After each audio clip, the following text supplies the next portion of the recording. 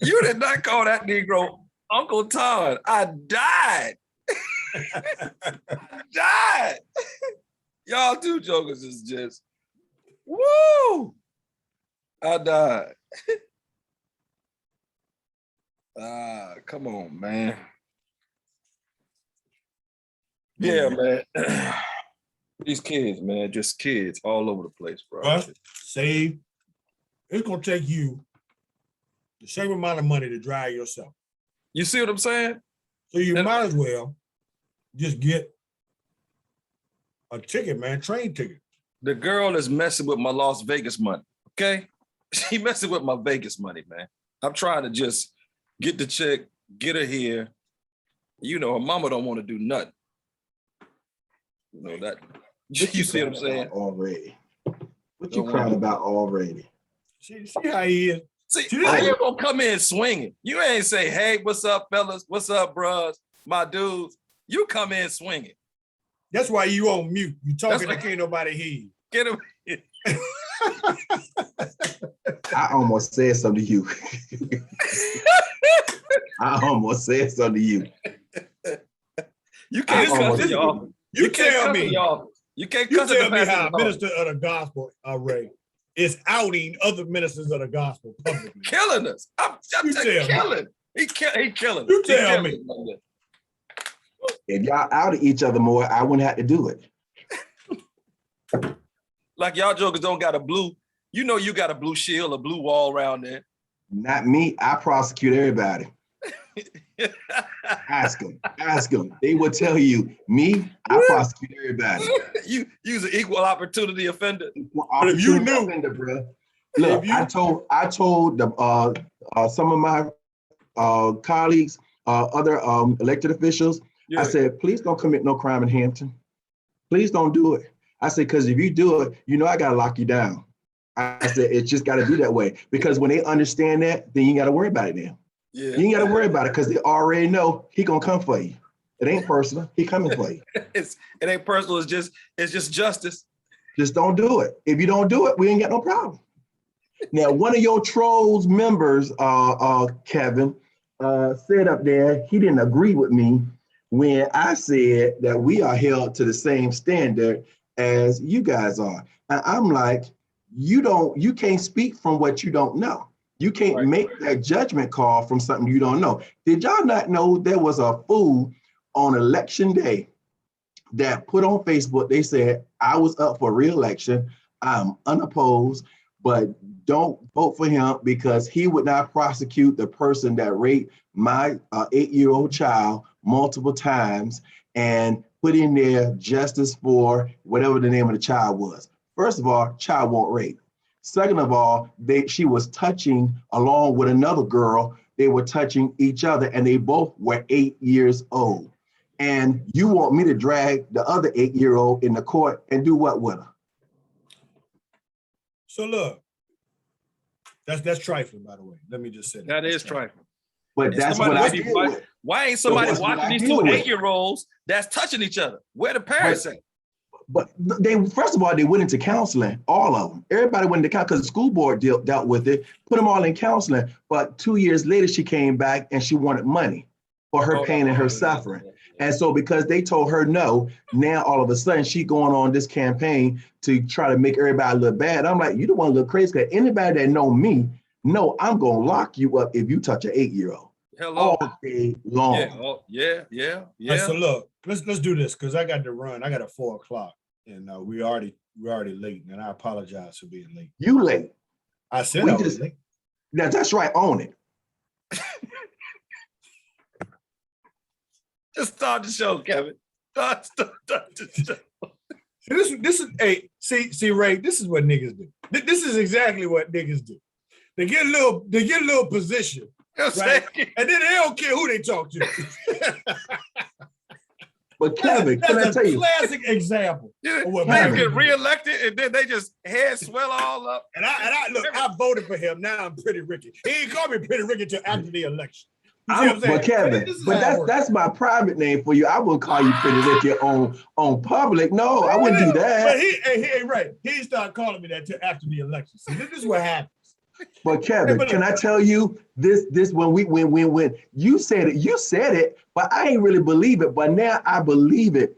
When you like take the opposite end of a conversation and play devil's advocate, that's great radio because people are loving it. Yeah, they Did you see the comments? I'm telling you, when we take sides, those are our best shows. Mm-hmm. Oh my We God, gotta the take people sides. loved it. Mm-hmm. So what's the angle for this show? We doing comments from what we saw? Yeah, just read the comments and let's do whether you agree or disagree with what the commenter had to say. You ain't got to call their name. All right, so can y'all have some of the comments up? Oh, I got one because somebody said I was wrong, and so I'm ready for them already. All right. All right, I'm ready. Let Jay know we about to. I'm letting Jay know we about to start right now. Let me pull the comments up. Yeah. So Kevin, who's moderating? Am I moderating or what? Or we all gonna just jump in on it? No, I'm gonna start it, and then we just gonna keep flowing like we did last time. All right. All right. I gotta get to the show. These comments is off the chain. You know Holder Ton is just off the chain right now. Yeah. Well, see, he was the one that said that he didn't agree with me. And I said, wait a minute now. You didn't agree with me? You know what I'm saying? Of all people. So look, no, it was a Holder. No, it was Gregory Brogdon. He go to your church? No, I don't know him. No, that ain't one of my people. Now, are we calling names or are we just gonna give the comment? Just give the first name. Greg, we saw your comment. You ain't got to give full name. All right. All All right. I'm ready. I want some of this. 3, 2, 1. Love y'all. Welcome to the Pastor Study here on Smooth 88.1 WHOV, iHeartRadio, and Facebook Live. Y'all listen. We was prepared to move on from this subject. But y'all done had so many comments about what we done discussed for the last couple of weeks that we just feel the need to just let y'all know where we stand, because we saw y'all's feedback. Y'all blew up the Facebook post where we was on, and y'all had so many comments about what we had to say last week about double standards and pastors and all that kind of stuff. And so we want to make sure that we are responding as we said we would to the comments that you all made. Pastor Ray Johnson, the Being Outreach Worship Center, is here. Pastor Law, newly elected Commonwealth Attorney Anton Bell, is with us. And also our brother Jason Covington working behind the scenes as our producer extraordinaire. By the way, we got some exciting stuff we about to launch. We're going to tell y'all next week about the next step of the Pastor Study. We want you to check it out. We moving up like the Jeffersons on the east side. Got a deluxe apartment. That's what we try to get. Up in the sky. Yeah, we moving on up. That's what we doing, right? And we want to give a shout out to the ladies again. Alvia's not feeling well today. Not COVID, y'all. Don't be spreading no rumors. She don't have COVID. She's just not feeling well. And Delegate Price is handling her business as well. So y'all, we got to jump back in. You know, if y'all haven't been tuning in the last couple of weeks, we've been talking about the double standards, Pastor Ray. And, you know, of just helping people to understand the other side of pastoring, maybe that most people don't see, right? And how certain things play out, right? When it comes to pastors and members and standards. And we get it. Again, as we said before, we know that pastors are called to a higher standard, but there are some other nuances to this conversation. So y'all flooded the comments. So we're just going to go straight in and hear what y'all got to say. So Pastor Law, some people came for you last week, man. They came for me.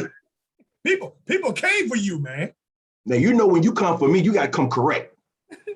That's all I'm saying. You're going to come for me, come correct. So that's all I'm saying. Who came for you, man? What did they say, man? All right, so Greg, you came for me because you said, Pastor Law, I disagree, you aren't. So I take it what he was talking about, because in that time of the program, we were talking about public officials being held to the same standard as pastors, because you guys feel like you guys are I guess the chief target, so to speak, when it comes to criticism, and that the spotlight is on you the most. And I disagree with that, because I felt like as a public official and as an elected official, the spotlight is always on. So Greg, let me educate you about something. Public officials like myself, we have to turn over our records, our financial records concerning what we own, what we do not own. We have to turn over our wives, our anybody living in a home. We got to turn over any type of financial ties to companies, to individuals.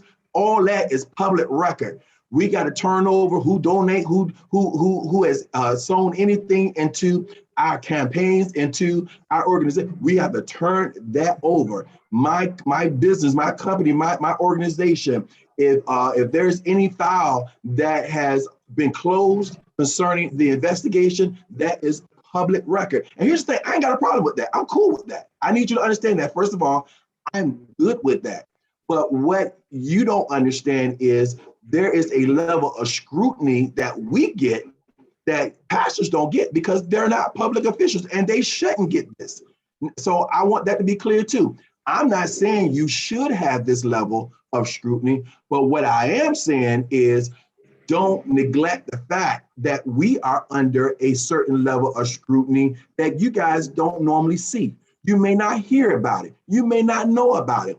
And again, like I told you before, when people come for us, they come for us in all different venues. Even when I got reelected, I had this one lady who was trying to call me out about a blatant lie, straight up lie, blatant lie concerning her child and some incident that took place at a school. And so she was lying on me and said, telling the people, don't vote for me because she said I wouldn't prosecute the case.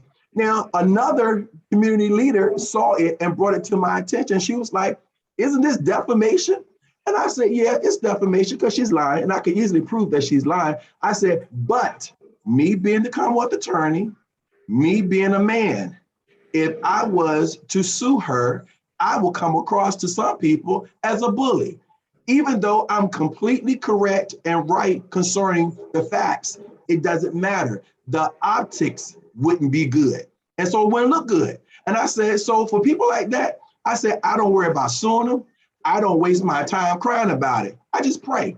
Because as a man of God, I already know that when you come for me, you got to deal with my God.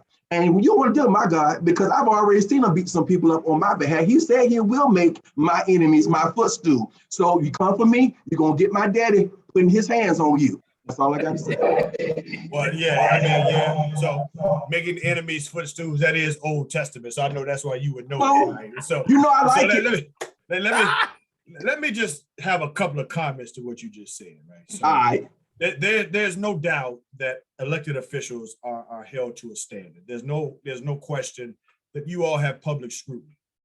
What I would argue against, though, is the difference between an elected official and a pastor is, number one,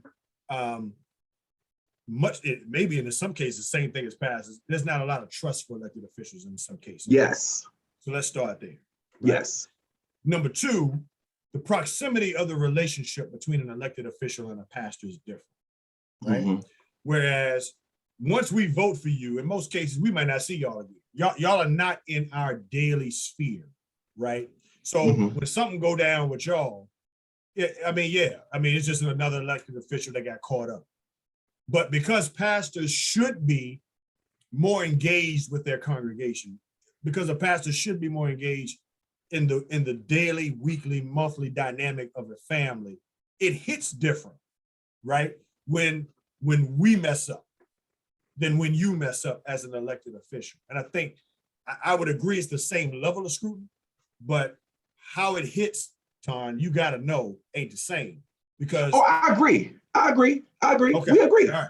Because we don't see. We agree. So the only time we see y'all is before the election. And then right after that, we trust that y'all going off somewhere to do something on our behalf. And sometimes you do, sometimes you don't. But I will say this. Okay. To the point of y'all being lied on, we in the same boat, bro. Because pastors get lied on about everything. I'm good, but I'm okay with that. That's the point I was trying to make to Gregory. I was like, because he said that we weren't at the same level. And I was like, no, I got to disagree with that because we get lied on just like you guys get lied on. People say things about us, assume certain things about us, just like they assume things about you guys. Here's the thing. I never disagreed with you concerning how some people treat you guys. I grew up in church all my life. So I absolutely agree with you concerning that. But what I said was that came with the territory when you said yes to the calling. Just like it came with the territory when I threw my name in the ring to run for office. Some things you just gonna get, and I'll even go even deeper with you on that. I think the reason why some people may be even more emotionally volatile or emotional when it comes to pastors is because there's a greater heart connection than they would have with an elected official. So, I mean, we look at our pastors, they are endeared. We love, most people, I hope, love their pastors. And when they mess up, and well, you shaking your head, no. But here's the thing: if they ain't loving your pastor, well, I'm saying love in a sense of like you respect and you revere. You have a good respect, a holy respect for your pastor. And if you don't, but then you know what? If they don't, they need to get out your church. Call me. I don't mind doing a gangster run for you. I'll take them out for you because they need to get up out of there. If they ain't respecting their pastor, they don't need to be up in there. What you up in there doing anyway? Perpetrating? Up on out of there. That's all I would tell you that there's a thing called church hurt, Pastor Law, that works both ways. So the members don't want to be hurt by the pastors. And guess what? The pastors don't want to be hurt by the members either. Yeah. And it cuts both ways. There are things that pastors can be doing right and still get cut deep by members, by leadership, by other ministers, by all kinds of stuff that happening. And so when you talk about we should know what comes with the territory, yeah, we know that we got to lead people, but much like most people don't want to go to church to get hurt, and neither do pastors. But we do. Everything that happened in the church come back our way. If the bus got a flat tire, it's the pastor's fault. That's You right. understand what I'm saying? If there's a leak in the bathroom, it's the pastor's fault. You understand? So all Therein of it, lies the double standard. Listen, man. You listen. And go ahead, Pastor Ray. Tell him. I'm just saying, we've been saying for 3 weeks now that it is not that the public official or business leaders or community leaders don't have a level of scrutiny. What we've been saying is the level of scrutiny is not to the same degree. And before you hit me with the Charlie Brown, it is not to the it is not to the same degree that we experience, and that when we get side-eyed, and to the point of we are in the constant public eye, like you guys are, as Pastor Swan mentioned, you guys are in the public eye for a season, okay? And then you're able to go off, do your job, show your level of competency, and then be able to turn whatever results there are back to the particular constituency that you serve. We are day to day with that level of scrutiny every day. Now, granted, it is to the point where it is because we are endeared. I will agree with you with that. But now this reverence that you're talking about for the office and for the person, because you are where you are by context, and that is something by context, that is something that has been taught, and that is something that has been modeled well, but that is not the case at the larger continuum of the body. Pastors are disrespected at a level and not respected or endeared at a level like you would not believe. And just based on title and office alone in your profession or in others like yours, you are respected based upon what the office suggests about you. You haven't even done anything yet. We are disrespected in this time based on what the office suggests that we do. So I got a question for you, Ray. I got a question for you. So let me ask for both of you guys, actually. So you're telling me that there are members, I'm not talking about spectators, but there are members who are in your congregation who come to church Sunday after Sunday. Now I understand we got COVID right now, but when they're able to, there were members historically in your church who sat there with the mindset of, I am bent towards being disrespectful and seeing you guys in a negative light, regardless of you not having done anything to them in the past. Are you saying that? Because of what Pastor Swan mentioned, the term church hurt. They bring their issues with them from the Right. previous place where they come from. And through that lens, they begin to sit inside or participate or attend with the idea, here's a term in your context, to filibuster any and everything that we would attempt to try to do in terms of moving the church forward by programming or by fundraising or by serving. Absolutely.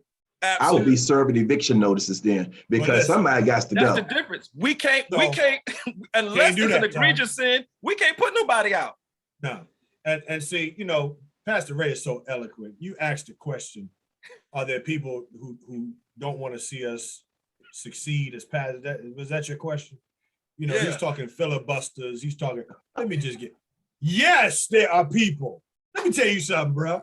There are people who don't want to see you succeed because maybe they didn't vote for you and they voted for somebody else to be the pastor. And then That's you right. got it. And now all of a sudden they're going to make life miserable for you because they wanted somebody else. Don't tell me that don't happen.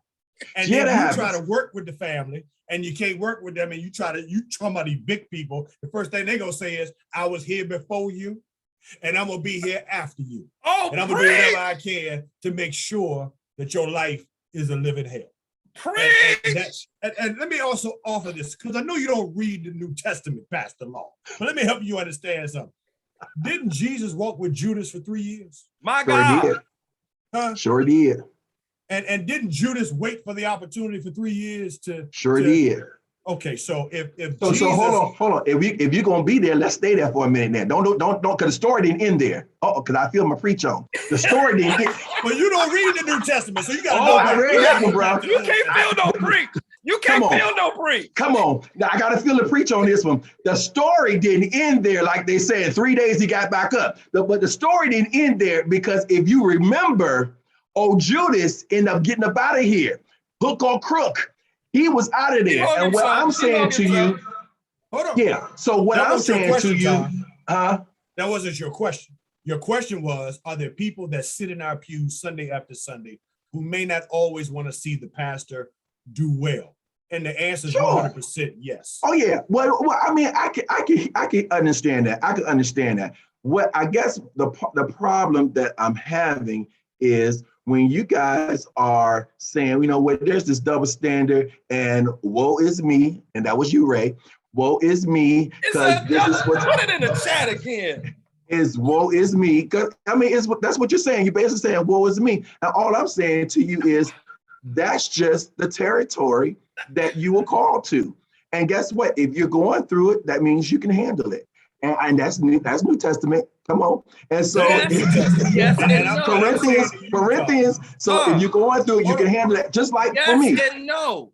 People tend, as Pastor Swan said 2 weeks ago, they tend to live their sanctification or their spirituality or who they are or who they want to be through the lens of who they perceive us to be, when each one of us have to be accountable to the Lord ourselves. But is that the majority of the congregation, or is it a few? If you ask me for a percentage, in today's time, is that a majority of the congregation? Here's going to be my context for it. Here's my context for my number. Okay, go ahead. Post-modernity to post-Christian, I would dare say 30 to 40% of congregations are fighting against the vision of the house that's coming through that local pastor and the progression of the church. 30 to 40% of its attendees and membership. I would put that number right there. 30 to 40% because of post-modernity to post-Christian context in our culture. Absolutely. Kevin. Yeah, so you know how Ray, you remember watching Sanford and Son, and you had the two cops, man, and the first cop talk all, what I'm saying, Smitty and Hoppy, Smitty talking all.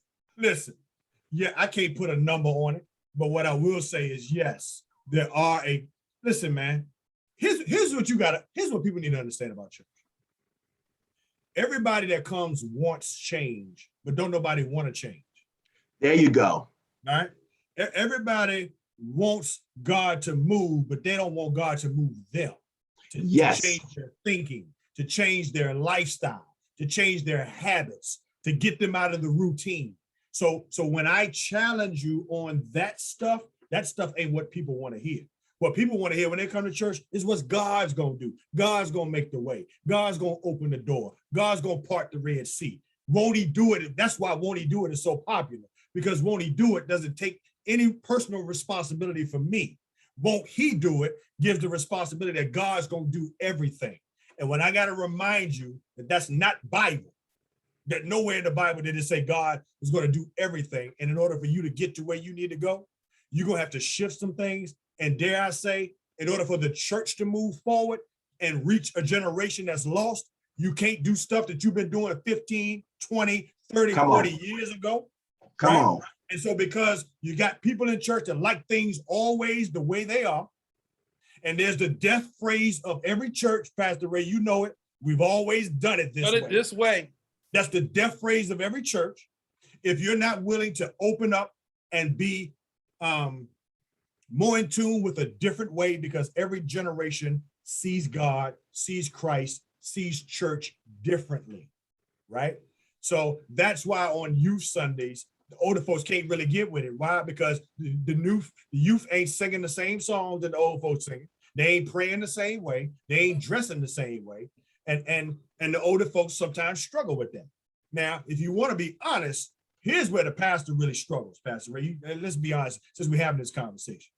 So in order for the church to grow, you have to infuse some new dynamics into the church so that the young people, when they come in, they don't feel like they're in the twilight zone, right? Messing. You're meddling, Reverend. You're meddling. However, the older folks who paying the bills don't want to see it changed, right? So now the pastor got to figure out which way to go, right? How much do I upset the apple cart to move the ministry forward so we can get some new people in here so the church won't die, but yet I'm fighting against the people who want the church to stay the way it is. And every pastor has to go through that.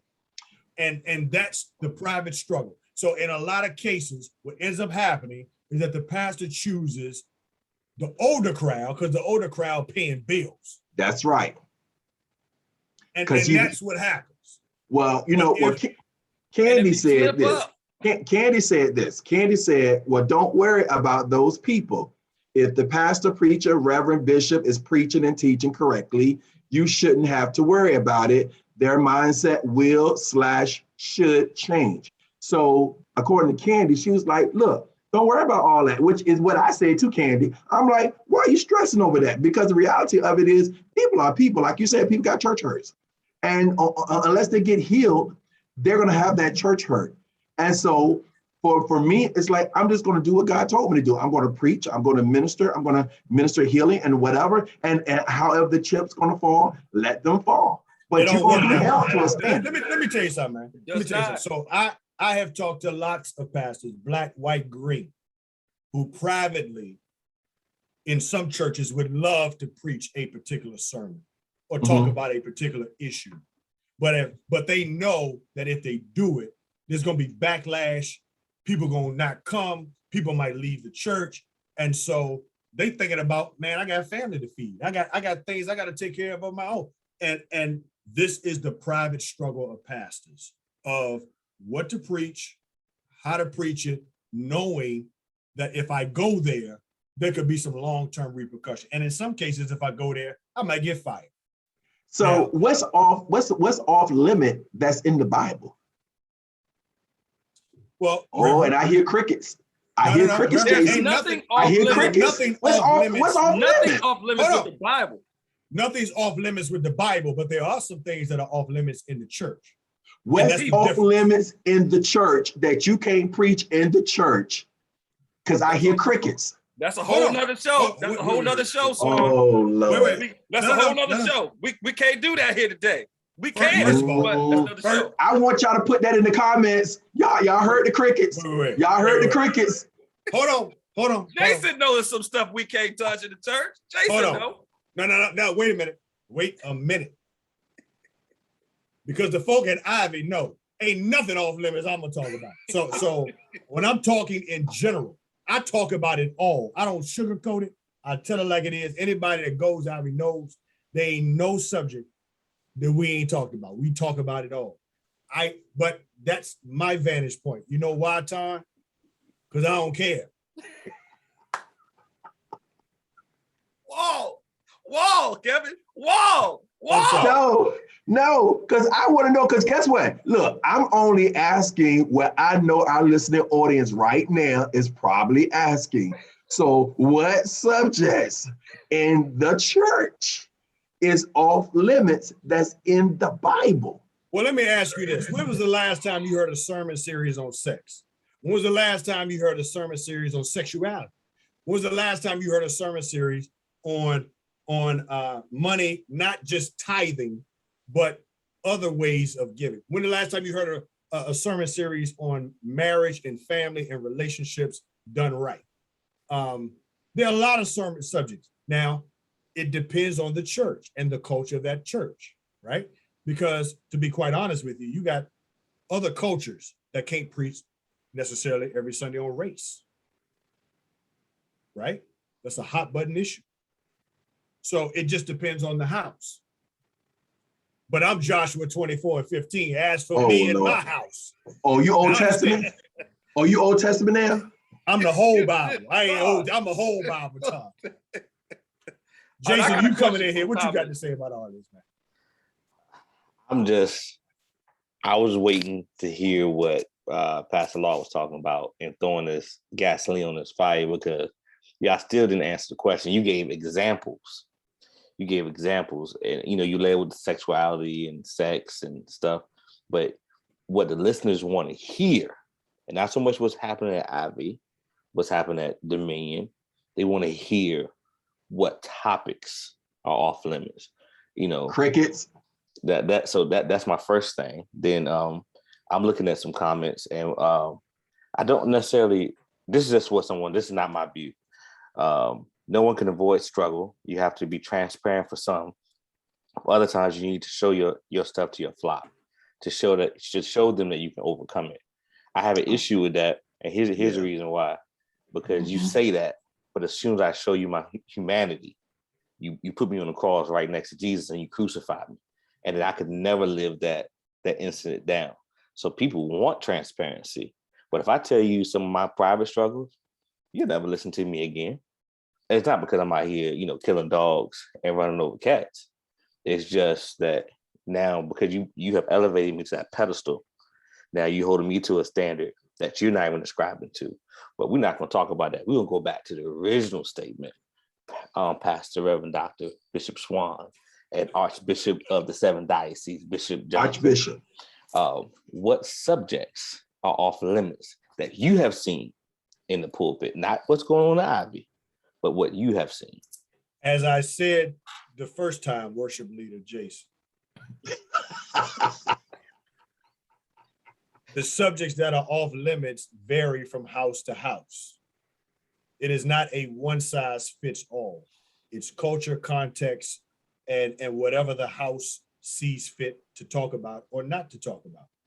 If you go into a white church, a lot of people may not want to hear on racial, social justice, racial reconciliation all the time. Mm-hmm. Correct. Right? If you go in a black church, hear about money in all the time. But black people broke. They need to hear about it. Right? But so wait, hold on. Y'all broke. I ain't broke. I ain't broke. He went there. Listen, the problem is the problem. that the problem. Now we talking about church and money, because what historically has been the problem in the black church is that, and in the black community, period, is that black people wear their wealth. Okay. So what we have done to pastors is we associate the blessings and the favor of God based on what the pastor drives, based on the suit that the pastor wears. And we say, man, that pastor is blessed because they live in this neighborhood, they drive this car, and they wear these clothes, right? But where people struggle with that is, again, what did it take for you to get that? How did you do it right? And did you honor God with what God gave you, right? See, that message isn't always discussed. We just look at what they got. And then the first thing we want to go to is how much we paying the pastor, right? So the subjects vary, Jason, from house to house, as I said before. But as for Ivy, there's no subject that's off limits. Well, when it comes to money, I was talking to someone who actually brought up that very subject that you just mentioned, and they saw me the day of the show last Tuesday, and they said, I don't know about you, but I don't want to go to a church and my pastor is driving around in a hoopty. I don't want to go to a church and my pastor is living paycheck to paycheck and looks like they are struggling financially. She said, because that's a reflection on me, because I want to be able to be a blessing to my pastor, because the Bible talks about you being worthy of double honor. And so I want to be a blessing to my pastor. And I agree with it. I believe your pastor can be a preview to your movie. And so I don't want my pastor to be looking all broke down and disgusted. I just don't. I want them to be walking in the blessings of God. And if you're walking in the blessings of God, I ain't hating on you. In fact, I'm cheerleading. I got my pom-poms out and all that good stuff. But I know, like you said, I got a different perspective and a different mindset. But I think it's crazy for a parishioner and a member to want their pastor to look broke. That's crazy to me. That's just crazy. Well, let me just say this. Crazy to me. I'll let Pastor Ray speak on this too. But the person that you spoke to me, and I told him the same thing. Both of you are mature spiritually. So when you grow up, don't you see things differently? See, this is what happens when this again, Pastor Law's New Testament. So you might not know about this. So Paul said, I can't give you meat. That's right. I gotta give you milk because you ain't ready. He said the sincere milk. The sincere milk. Right. He said, but I wish you were further. But he said, I wish you were further along. Right. So because you've been in church all your life, but you still on baby formula. Right. And just because you have been in church, just because your family been in church, just because your name on the roster don't mean you are mature spiritually. And because some people are still immature spiritually, even though they've been in church all their life, they see what they see and they feel the way they feel. Well, you've been too nice. Just call it what it is. Some people ain't saved. All right, let's just go ahead and I cut both ways, y'all. I cut both ways. Some people just ain't saved. Why you gonna turn your camera off, Cat? Why you turn your camera off? Some people ain't saved. Some people ain't been washed by the blood of the Lamb. Some people ain't filled with the Holy Ghost. Let's just call it what it is. They're not, because the stuff that they do, the stuff that they say is nowhere in the Bible. It's just not biblically based. It's a worldview perspective.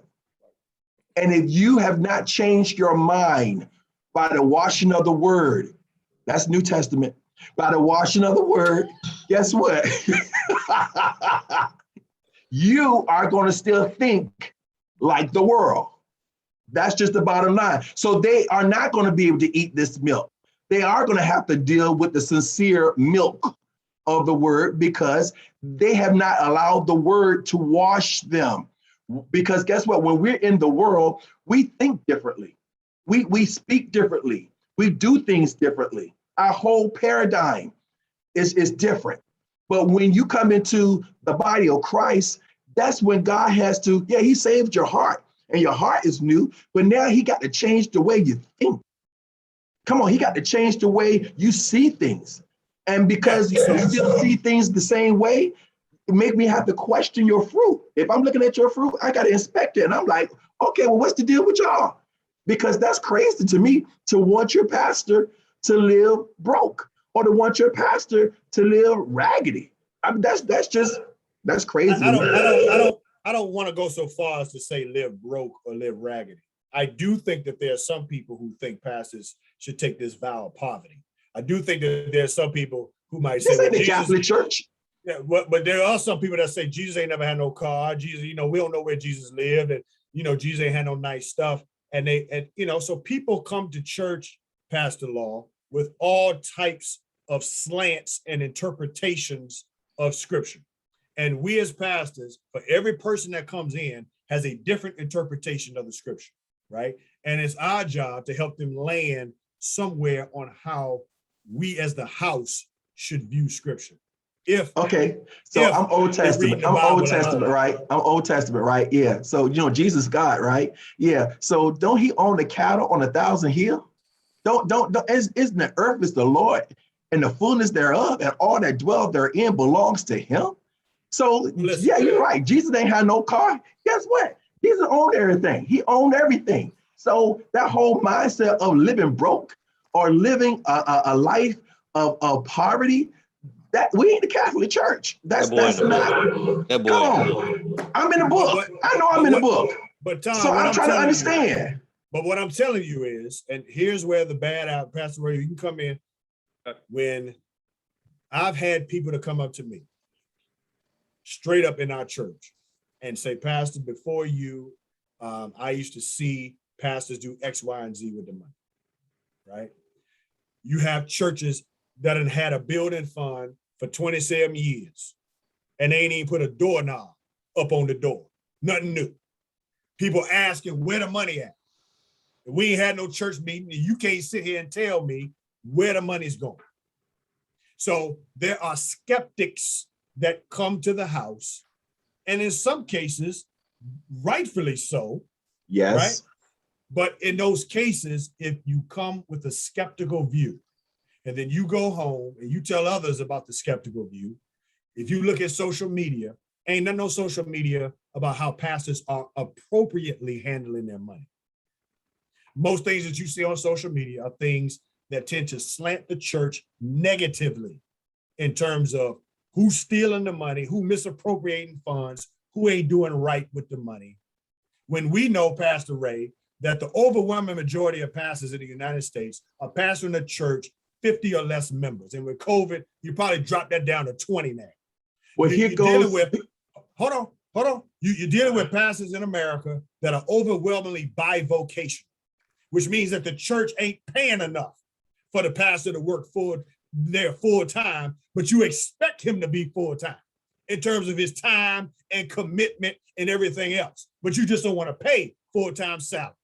So now the pastor got to go work full-time somewhere else and be on a job from 9 to 5 somewhere else, deal with all of that, and then come to the church and have to deal with the church full-time. And when does he go home or she go home to be with the family? Because you ain't even thinking about the family. You just thinking about the hours that the pastor has at church. It's hat on backwards. But see, No. And see, Todd, this is where, in this, is where we have the difference of the level of scrutiny as a double standard, expectations as a double standard, and then how we handle scandal and difficulty double standard. That's what we're saying. We're saying that we're under a microscope level of scrutiny and how we deal with these issues at a much more alarming rate than any of the other professions. Now, I know you say that come with the territory. That's what you just got to deal with. And that's just what you got to handle and what you are called to. But what Pastor Swan described to you is the level of skepticism that we've got to handle and deal with while we're along the way. And let me just say this. Much of what we've been discussing is the difference between the perspective of church, world, and kingdom. And when you are mature, you have a more kingdom mindset. When you're immature, you have a world mindset. When you are kind of an adolescent, you kind of figure that everything revolves, or you have a church mindset. And a lot of what we're dealing with in our churches, and this is a tough comment I'm gonna make, we're dealing with people who are more worldly and who are more church than they are kingdom. And therein lies the view of how the pastor has to go about doing his job and doing his work. But let me shift for a second. Cornell said these statements. Yeah, because I'm with Cornell. I was about to quote Cornell. Yes, go ahead. I'm going to quote Cornell. I'm going to go ahead and quote Cornell. And because we both know him, I pastored him from his teenage years into his young adulthood. He says this: you all are confusing God holding you accountable versus being held to the same standard by the community. And I disagree with Quinnell on this point. I think the community has a much more higher standard than God does. Just 2 weeks ago, Swan ran through Moses, David, Paul. Elisha was moody, didn't even come to the door to give prophecy about Naaman getting healed. He was like, Slim, go dip in the water. If you let somebody come to our door and we send a servant to give them a message and not even address them face to face, the whole church would be shut down because of cancel culture. So I disagree with what he's saying right here. God tends to be a little bit more compassionate, in my view, a little bit more compassionate, a little bit more merciful than folk in community are toward those of us who serve in the positions we serve in. What say ye? Well, what say ye is this. Quinnell said also, when you're at that level of a public figure, they're going to hold and criticize you at the highest level. And that's what I've been trying to tell you guys. I agree with that. When you're at that level, they're going to criticize you. Now, going back to what Kevin said about, the pastor being treated this way and got to hold down all these jobs and this and that and that. Well, first of all, and I'm not saying this is all pastors before you put me there again and said, I said all pastors. Come on. Okay, but let me just go ahead and say, some people need to hang up the shingle and go to their 9 to 5. Okay, so can we just go ahead and put that out there? No, don't come off the camera now. So y'all coming off the camera because if I had a hat on, I'd turn it backwards. Some of them need to hang up their shingle and some of them need to shut it on down. That's why COVID came for some of them, because some of them need to shut it on down. They won't call, they call themselves, and then they're gonna cry because things is whoa. No, I don't want to hear all that. Go back to where you were. You got that false prophecy to go preach. And some of you can get called. That's just the reality of it. And you know I ain't lying. Now, let's go to the social media. That's right, Kevin. I see you shaking your head. You know I ain't lying. I know it's true. I know I'm true right there. I know I'm true. And I don't care who don't agree with it. I know I'm true. I'm being telling the truth. Now, as far as social media is concerned, social media is bent towards the negativity anyway. That's anybody. I don't care who you are. They're bent towards the negativity. Unless you are Beyonce and somebody else in that realm, they are bent towards the negativity. That's just the reality of social media. Because typically you can hide behind a camera or hide behind a wall of a computer, and you can say the most foulest things, the most hateful things, and no one can check you to your face. But say it in my face. Because see, in the hood, we would have gut you and we would let you bleed out. Wait a minute, Commonwealth, wait a minute, Commonwealth. Wait a minute. I'm just saying, you would have got gutted and we'd have watched you bleed out. I'm just saying. So social media, because see, I grew up in the hood. So don't turn your camera off on me.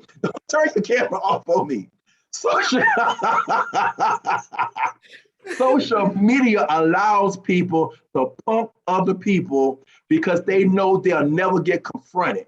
But oh God, I wish for one day, everybody who said negative stuff on social media had to be exposed in front of the person they said it. He going to your show, Ken. He going to your show. Just one day, I wish that could go down. Can the preachers get one day? One day. Give us one day. Just one day. Well, listen. So yes, you're 100% correct on both of those. And what we also have to take into account is that this society has an aversion to authority, right? Whether it's authority in the home, whether it's authority at school, whether it's authority in the church, right? Preach, pastor. So who is the greatest authority? It is God, right? So if God is the greatest authority and God is saying, these are the standards of which you should live, and you have a generation that says, no, I want to live my way, how I feel, right? Then you got to know that social media is coming for the church in a greater way to discredit the church, to discredit its power and its influence, because it does represent authority. No, I agree. No, you can't live any kind of way you want. I don't care what you say. No, you can't behave and go and do and say whatever you think you want to say. It just don't work that way. And people don't want to hear that, Tom. No, I agree with you. I agree with you. No, I agree 100% with you on that. Because at the end of the day, it's demonically inspired. It's the enemy that's trying to come for the church to just try to discredit God. So he comes for those who represent the church, because if I could come for those and discredit those who are the face of the church, then I can in some way try to discredit God. So it's demonically inspired, and I agree with you 100% on that. Well, let me just say, What was that? Let me just say here before Jason jumps in. This is where the church, in my opinion, and Ray talked about it earlier, this is where we've gotten it wrong. So when you look at Matthew 28, Tom, I know you're not there. Let me just tell you that's the Great Commission, Pastor Law. That's what Jesus gave the assignment for the church to do. Go ye. I know. Go ye. Go ahead. Go ahead. So here's what he said. He said, "Go into all the world." Right. But then what did he say after that, Pastor Ray? He said, "Go and make what, Pastor Ray? Disciples. Disciples." That's the problem, because too many churches are enamored with church members, and a church member ain't no disciple. Church member, people have the mindset of a church member just like they do the YMCA, Planet Fitness, or any other place. Let me just go pay my dues, put my little $2 in, and then I have the right to say what I want to say, go when I want to go, involve myself in what I want to do, and ain't nobody gonna say nothing because I'm a member. Oh no, don't go at the camera now, Jason. Don't go at the camera I'm a member. But Jesus never said, go and make church members. Jesus said, go and make disciples. And Pastor Law, since I know you know science, you understand that in the kingdom, the way God set up nature, you cannot recreate something that you are not. So an apple tree cannot make oranges, and an orange tree can't make apples. So how can the church make disciples if you ain't one? And there go. That's why I said some of y'all need to hang up your shingle. Some of y'all need to tear down the church building, because as I said, you can't create. See, now you going off your camera, Ray. So let me ask, so Pastor Law, let me ask you then. Let me ask you, in the majority of churches, do you think there are more disciples or church members? Church members. Jason, in the majority of churches, do you think there are more disciples or church members? People that go to church, they're not even church members.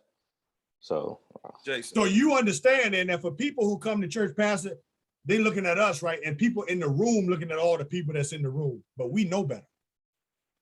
Because we know that the majority of people that's sitting in front of us, that's watching us, might not, as you said, Pastor Law, even be saved. And if they're saved, do they even want to be discipled? Or do they just want to say that I've gone to church, I've paid my money, I've paid my dues on a Sunday, now I expect God to bless me? Because there's a significant difference between membership and discipleship. And I ain't seen nowhere in the Bible where Jesus is happy with membership. No disagreement. We are in agreement. We are in agreement. And so my job as a pastor is to move you from member to disciple. And most people, they don't want that. What they want is what they expect from the YMCA and Planet Fitness. I want God on my terms, on my schedule, Him to answer my prayers. And when I pray, when I move, and if God don't move when I say, I want the pastor to preach what I want to hear. I want the choir to play my playlist. And if that stuff don't happen, then I ain't coming back to church. And you don't think people think the same of elected officials? Not to the degree that they do with us. Wah, wah, wah, wah, wah, wah. That's where you went. You just went there again. Wah, wah, wah, wah, wah, wah. You just went there again. Not to the same degree. Y'all put it in the chat. You just went there again. Wah, wah, wah, wah, wah, wah. Put it in the chat. Not to the same degree with us. Wah, wah. That's where you went. I'm just telling you. That's where you went. That's where you went. No, that's where you went. I know you're telling me that, but y'all can get away with some stuff. Now I will say this. because I can hear Alvian saying what our branding message is Correct. in terms of morality. Correct. But to Swan's point, all of us inside of the church have that same brand of morality because of the Great Commission. We have to go. And by the way, it's the body that does the work, that does the evangelism, that brings people in. So if you shabby, but then you judging toward me, but while I'm in the pulpit and you shabby, and then you wondering why ain't no disciples being made, we ain't even getting no new attendees. Where the billboards at? Well, here's the thing. They ain't mad at you. The double standard comes in at. But they're not mad at you because you're not bringing in disciples. They're mad at you, as you put it, because you driving a BMW or you driving a Mercedes, well, what or you living in a certain type of house, or you done touched a 15-year-old, and now you up in my courtroom, and now I got to don't turn your camera off, and now I got to deal with your foolishness because you can't keep your hands to yourself, and instead of you making disciples, you too busy being a hoe in the pulpit. That's what I'm talking about. Must you always go back to hoes in the pulpit? That's because they're there. Because they're there. Because they're there. Else you got to say? Is there anything else you got to say for the last 3 weeks? If somebody did a hoe in the pulpit, I'm just asking for a friend. Okay, they ain't gotta be a hoe in the pulpit. They can be a pimp in the pulpit. It don't matter to me. God. I'm just saying, you still up there being a predator. That's the problem. You're being a predator. You can't be a predator in the pulpit. What about these predators that's in the pews? That's from one side of the sanctuary to the other side of the sanctuary, just mowing them straight down. Yeah, just mowing them straight down. Get them too. I'm like chemotherapy. I get all the cells. The good cells, bad cells, get them all. Get them all. Did he say he like chemotherapy? Chemo. Get them all. Did we say get proton therapy? Woo! Jason, what other comments do we have, man? What else, man? Because read something else, Jason. Read something else. Man. What else you got? I mean, read some word to him, Jason. Basically, everybody is saying that Pastor Johnson is doing wah, wah, wah, wah, wah. Kevin Swan is not operating in the full level of agriminutiousness, and everybody is loving Pastor Law. But no, seriously, we had one person that let me get to him. I really like what he said. See, Cornell, he's kind of funny acting a little bit. He's saying knowing their names still don't matter because they aren't pastors. And he said, when you are a public figure, they hold you to a higher level. Right. And then they also say that unless you're Kirk Franklin level, a pastor is considered the highest level of a community leader in the church. I fundamentally disagree with that. Because I think it's you talk about two different ways. I think the biggest issue we have right here in this conversation is we're allowing culture to drive what scripture is supposed to be doing. We can't allow culture and society to say what should be happening in the church. But go for it. I love y'all pastors, and not these pastors on this show, but pastors have lost their credibility to be able to speak into people's lives because they are so engulfed into culture and society. I read my Bible and I've been reading this week, and with the last few minutes we have, all I'm gonna say is this: stop expecting the leaders to do something that you're not willing to do. If you're not willing to live saved, don't look at your leader and want to live your salvation through them. There's a scripture in the Bible that says, work out your own soul salvation. So until you can do that, I'm going to put my microphone back on mute because I don't have nothing left to say. And by the way, Anton, that was Philippians, what he just said. I know what it is. The old salvation with fear and trembling. I know you stop at Malachi. So that was Philippians, just so you know. What the Bible well, if I'm gonna stop at Malachi, then I'm gonna tell you about the refiner's fire. Because see what they come on. Whoa, I felt that right there. Don't make me go to the refiner's fire if you're gonna talk about Malachi. Because all I'm saying is some of us need that refiner's fire so that they won't be up in my courtroom. That's all I'm saying. I don't have a problem with you having an issue with people treating you a certain way. I have a problem with people trying to lead others, and they know they're preying on others. They know they're being a predator. They know that they weren't called. That's why you're having such a credibility issue, because you have problems with credible messengers. That's the issue. When you have you have credibility issues when there are no credible messengers. Now, I'm not talking about y'all because I know how y'all live. So I ain't talking about y'all. And guess what? I'm not even talking about the majority of pastors. I'm not talking about that. But there are too many who are still there. And there's this, what you call it, Ray, the purple veil. Purple shield. Purple shield. They got this, and listen, audience, they got this so-called purple shield where, you know, pastors want out of the pastors, which, you know, I get that too. You don't want to publicly, look, he done put his camera off. You don't want to publicly put them out there. I get that. But what I will say is, if you know there's a perpetrator that is preying on others in the pulpit, you need to call that joker out. They need to be gone because they do more harm to the body than to just that local church or that local assembly. Call that joker out. Yep. Nobody disagrees with that. And on that note, we got to bounce. Man, this topic, if y'all keep flooding our timeline, I guess we got to talk about it some more. But it's been great these last 3 weeks having this discussion. We're out of time. We got to bounce, y'all. Until next time, be blessed and be a blessing to someone else. This is Smooth 88.1 WHOV iHeartRadio right here, y'all, on Facebook Live.